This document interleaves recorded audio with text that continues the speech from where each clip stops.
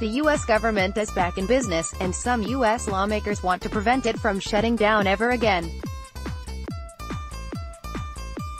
After suffering a record-smashing 35-day shutdown, legislators are heading back to Capitol Hill with new energy for a long-standing effort to ban the option of shutting down the government. After a shutdown that denied federal workers 2 paychecks, members of both parties are realizing that shutdowns rarely produce positive outcomes for anyone.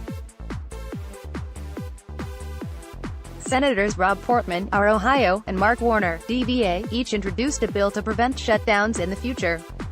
Portman's, which has 18 co-sponsors, would continue funding the government at current levels if Congress failed to reach a funding agreement, but funding would decline by 1% after 120 days and then each subsequent 90 days if no deal were reached. Warner's, called the Stop Shutdowns Transferring Unnecessary Pain and Inflicting Damage in the Coming Years, or Stop Stupidity Act, would maintain funding for all aspects of government except for the White House and legislative branch. Explaining his reasoning on the Senate floor, Warner said, "Common sense tells me that we wouldn't be here 35 days into this shutdown if all our staffs were experiencing the same kind of shortfall and economic distress that 800,000 of our fellow federal workers experienced." But President Donald Trump struck a different note in an interview with The Wall Street Journal on Sunday.